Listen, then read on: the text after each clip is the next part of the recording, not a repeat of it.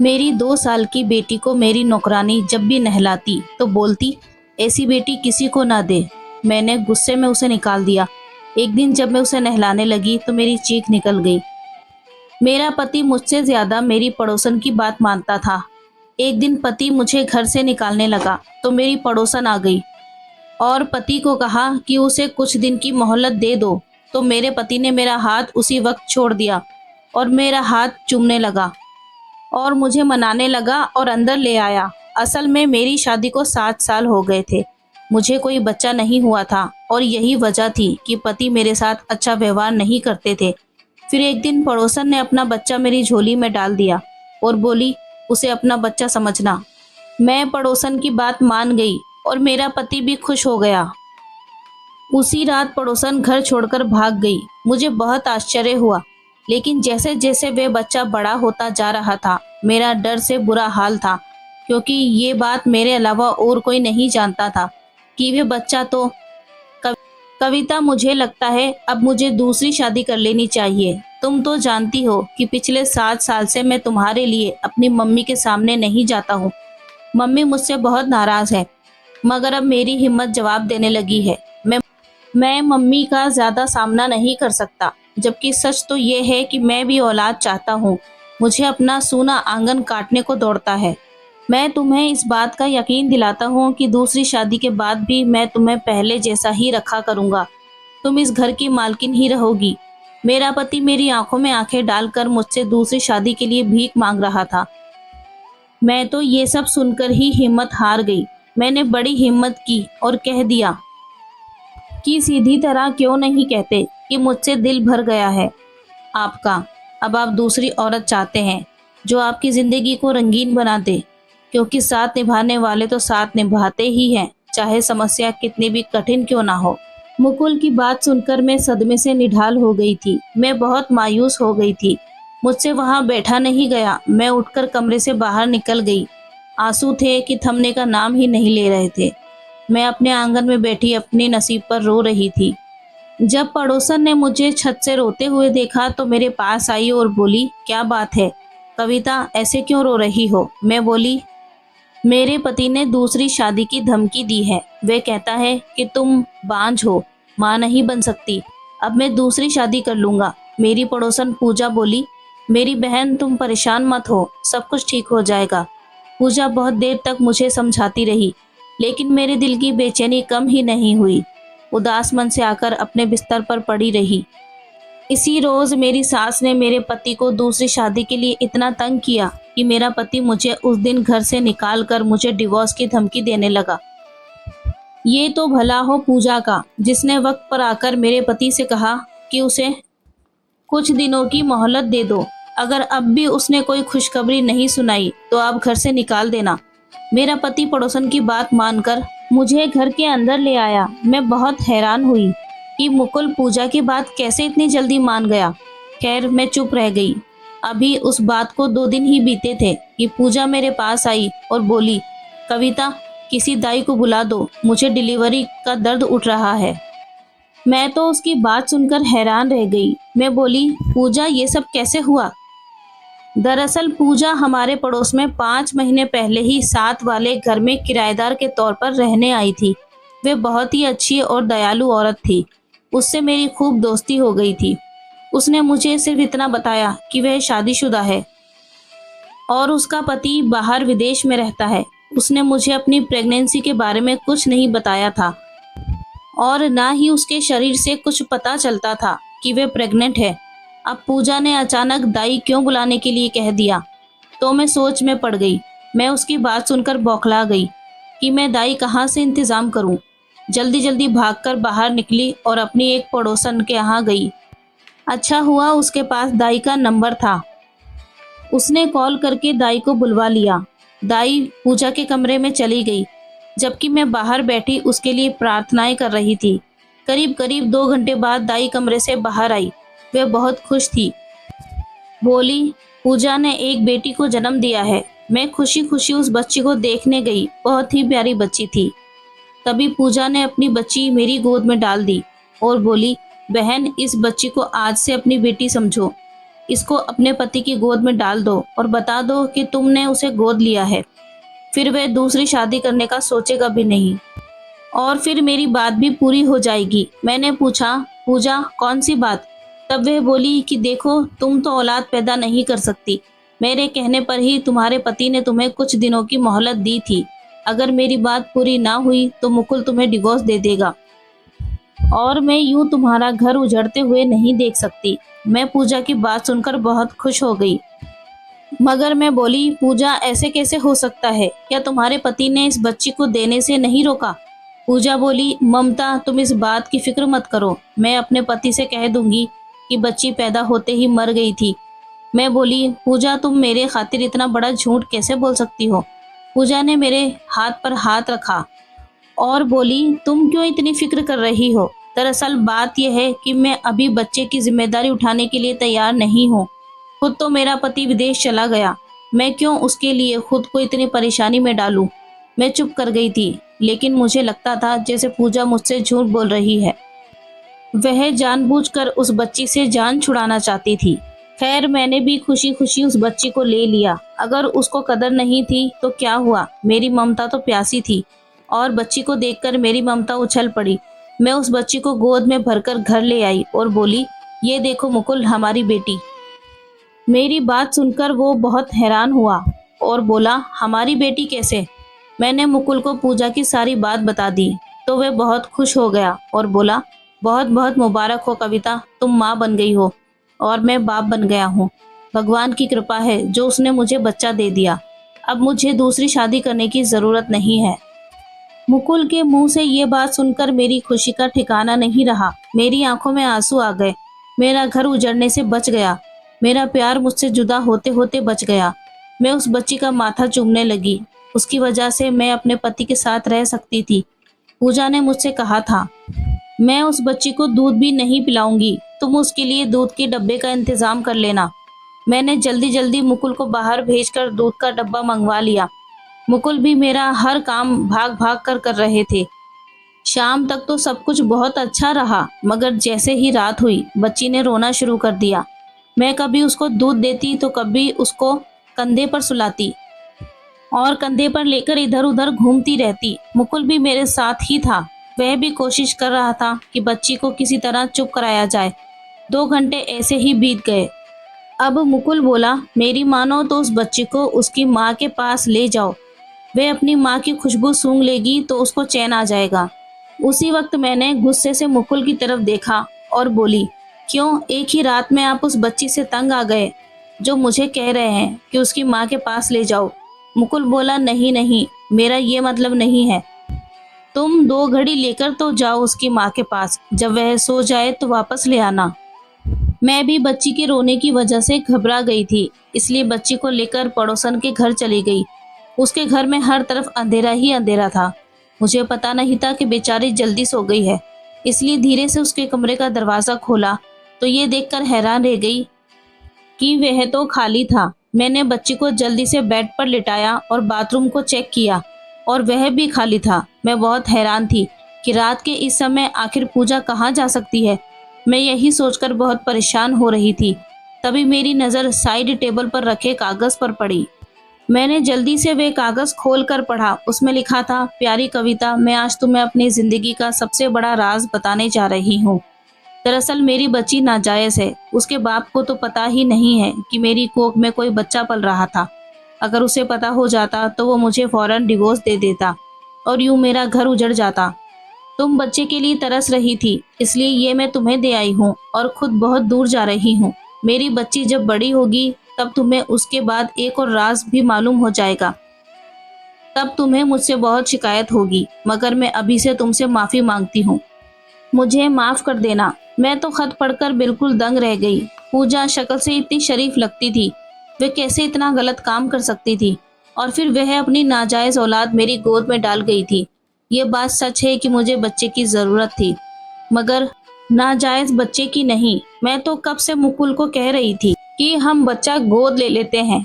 तब मुकुल ने मेरी इस बात का बहुत बुरा माना था और बोला, कविता, आज तो तुमने ये बात कर ली है, मैं दोबारा तुम्हारे मुंह से ये बात ना सुनूं।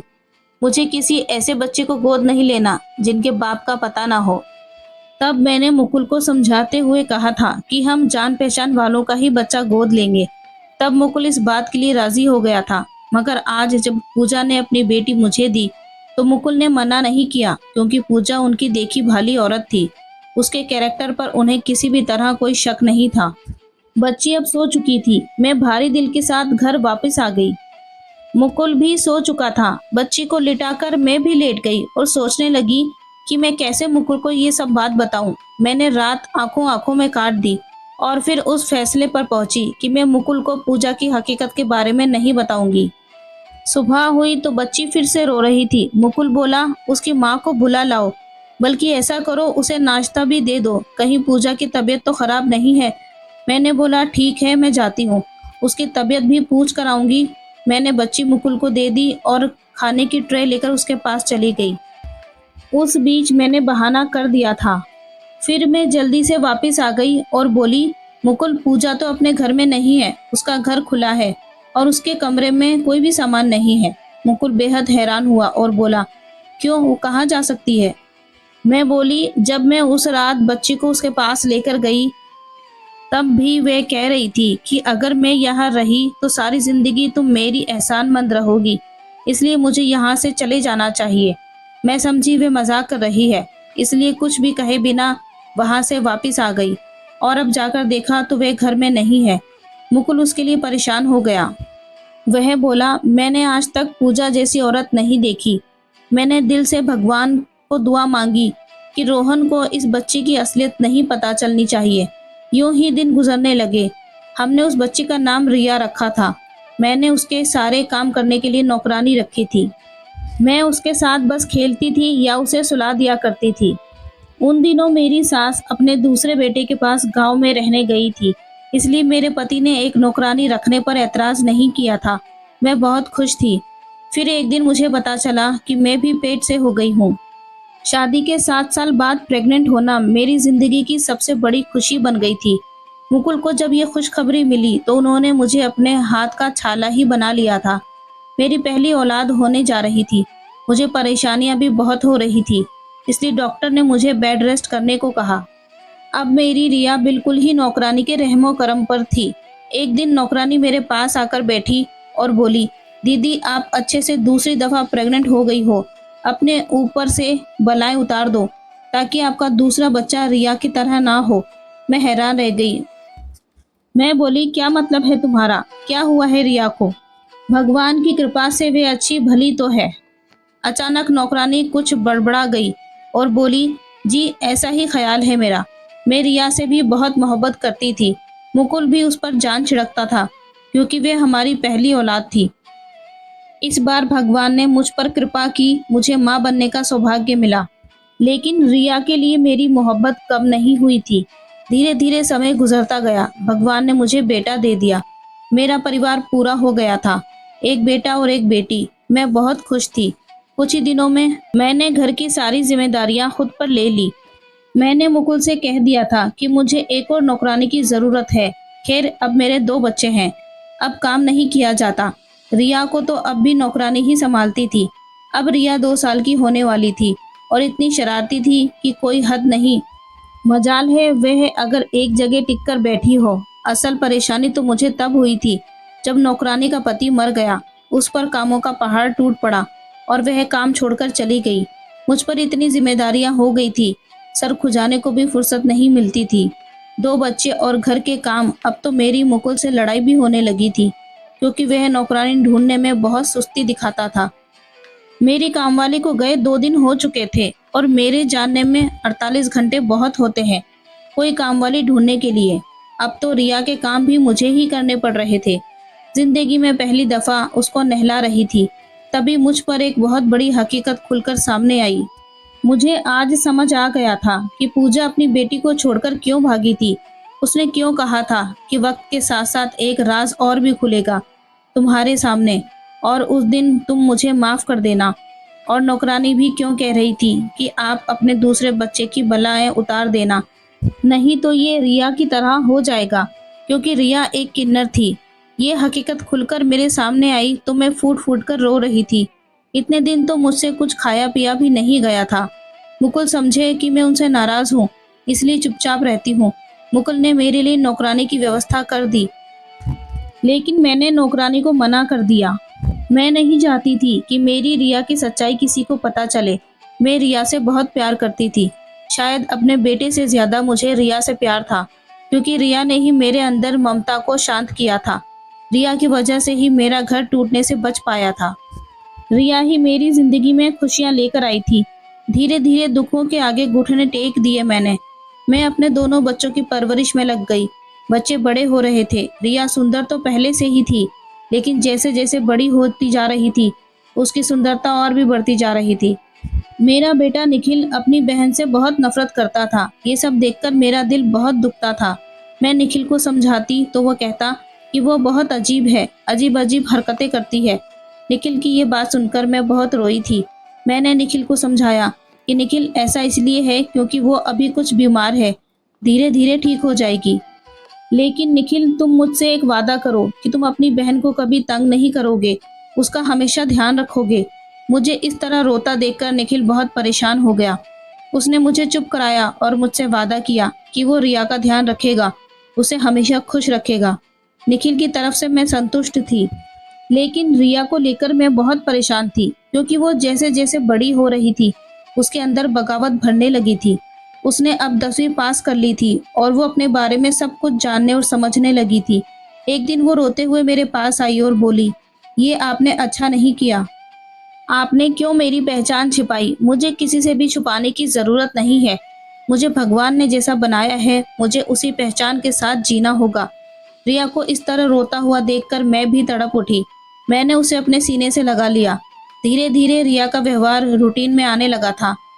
एक दिन मुकुल बहुत ही गुस्से में घर आया और रिया पर थप्पड़ों की बारिश कर दी। मैंने जैसे तैसे रिया को बचाया। मुकुल ने गुस्से में अपना फोन मेरी तरफ बढ़ा दिया। मुकुल के व्हाट्सएप पर किसी ने एक वीडियो डाली थी जिसमें रिया डांस कर रही थी। रिया ने अपना सोशल मीडिया पर अकाउंट बनाया हुआ था और उस पर यह भी लिख दिया था कि मैं किन्नर हूँ। फोन हाथ में पकड़ मैं दीवार के सहारे खड़ी हुई थी। मुकुल एक बार फिर रिया की तरफ गुस्से से बढ़े और चीखते हुए कहा, इस शब्द का तुम्हें मतलब भी पता है? इस शब्द का लिखना मुकुल रिया का बचपना समझ रहे थे। और तभी आगे बढ़कर मैंने मुकुल से कहा, मुकुल ये सच है, हमारी रिया किन्नर है। ये बात सुनते ही मुकुल के चेहरे पर मौत का सा सन्नाटा फैल गया। उन्हें शायद मेरी बात का विश्वास नहीं हो रहा था। बहुत देर तक तो वह कुछ नहीं बोल पाए। जब बोलने की हालत में हुए तो बस इतना मुंह से निकला, कविता ये तुम क्या कह रही हो? कह दो कि ये झूठ है। नहीं मुकुल, ये सच है। मैं जो भी कह रही हूँ वो बिल्कुल सच है। तभी रिया बोली, पापा जब मुझे भगवान ने ऐसा बनाया है तो मुझे इस बात पर कोई शर्म नहीं है।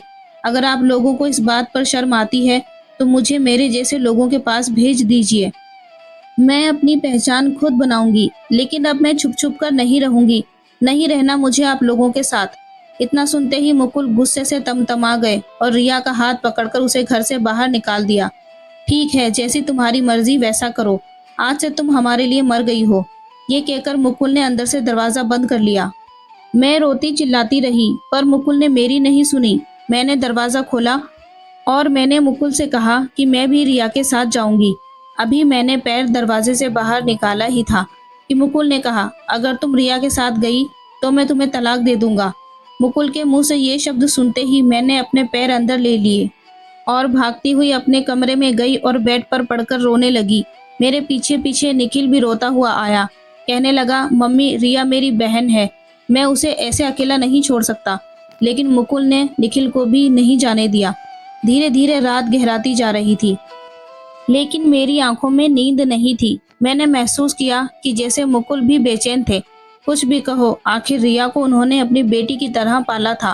पहली औलाद थी रिया उनकी। जैसे तैसे रात कटी, सुबह हुई।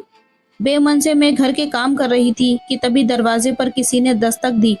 मैंने दरवाजा खोला तो सामने रिया खड़ी थी। मुझे सामने खड़ा देख वह मुझसे लिपटकर रोने लगी। रोते हुए कहने लगी, मम्मी मुझे इस घर से दूर मत करो। इस घर से दूर होकर मैं मर जाऊंगी। मैं आप लोगों के बिना नहीं रह सकती। रिया को इतनी खराब और बदहवास हालत में देखकर मेरा दिल धक से रह गया। मैं रिया को अंदर लेकर आई, उसे पानी पिलाया और उसे पूछा, क्या हुआ है? सब ठीक तो है ना? रिया ने रोते हुए बताया कि मम्मी, मैं घर से गुस्से से निकल गई थी, ये सोचकर कि मैं अपने जैसे लोगों के साथ रहूंगी, आप लोगों के साथ नहीं रहूंगी। अभी मैं कुछ ही दूर गई थी कि कुछ लड़कों ने मुझे पकड़कर अपनी गाड़ी में डाल लिया और एक ढाबे पर ले गए। उन लड़कों के इरादे अच्छे नहीं थे। इससे पहले कि वो मेरे करीब आते, कुछ लोगों का एक समूह उस ढाबे पर आया। उन लोगों ने जब उन लड़कों को मेरे साथ जबरदस्ती करते देखा तो उन्होंने मुझे बचा लिया। बाद में पता चला कि वो गिरोह किन्नर लोगों का था। फिर रात में लोगों ने मुझे अपने पास ही रखा, बोले जब सुबह हो जाए तो अपने घर चली जाना। उस एक रात में मैंने उन लोगों के दर्द को समझा। वो जो कुछ भी करते हैं अपनी मर्जी से नहीं करते, क्योंकि मजबूरी होती है। फिर मैंने सोचा, और हम लोग भी तो और लोगों की तरह ही, हमारा दिमाग नॉर्मल लोगों से अलग थोड़ी है, हम भी कुछ कर सकते हैं। फिर मैंने अपने मन में इरादा किया कि मैं पढ़ूंगी, लिखूंगी और अपना कैरियर बनाऊंगी, अपनी खुद की पहचान बनाऊंगी। बस मम्मी, आप और पापा मुझे माफ़ कर दो और अपने पास अपनी ममता की छाँव में रखो। मैंने तुम्हें माफ़ कर दिया है रिया। पीछे से मुकुल की आवाज़ आई तो हम दोनों ही चौंक गए। पता नहीं मुकुल कब से खड़े हमारी बातें सुन रहे थे। रिया मुकुल के सीने से लगकर बिलक बिलक कर रोने लगी। ऐसे चुप कराया, उसके सर पर हाथ फेरते हुए कहा, रात में कुछ ज्यादा ही गुस्से में आ गया था, प्लीज मुझे माफ कर दो। मुझे तुम्हारे साथ ऐसा नहीं करना चाहिए था, मुझे प्यार से समझाना चाहिए था। दोनों बाप बेटी के मिलने से मेरी आंखों में भी आंसू आ गए और फिर रिया अपनी पढ़ाई में दिलो जान से जुट गई। रिया ने अपना सोशल मीडिया अकाउंट डिलीट कर दिया और अपने सपनों को पूरा करने में लग गई, और उसका सपना था डॉक्टर बनना। इस बीच हमें लोगों की कई बातें सुननी पड़ी। रिया ने हिम्मत भी नहीं हारी। मेरे और मुकुल के हौसला देने पर वो आगे बढ़ती गई और आज मेरी रिया एक बहुत ही कामयाब डॉक्टर है। भगवान ने उसके हाथों में जादू दे रखा है। जब भी मरीज पर हाथ रखती है, हंसता खेलता अपने घर वापस आ जाता है। दोनों बहन भाई ने मिलकर एक एनजीओ खोला जिसमें उन्होंने किन्नर बच्चों की पढ़ाई लिखाई और उनके पालन पोषण का इंतजाम करा। जो लोग पहले रिया को लेकर तरह तरह की बातें बनाते थे, अब उनके मुंह बंद हो चुके थे। दूर दूर तक मेरी रिया का नाम था। इंसान वो कर सकता है जो वो करना चाहता है। उम्मीद करती हूँ ये कहानी आपको पसंद आई होगी। कहानी पसंद आई हो तो वीडियो को लाइक करें, चैनल को सब्सक्राइब करें और बेल आइकन दबाना ना भूलें। मिलते हैं कल एक नई वीडियो के साथ, तब तक अपना ख्याल रखें। Thanks for watching.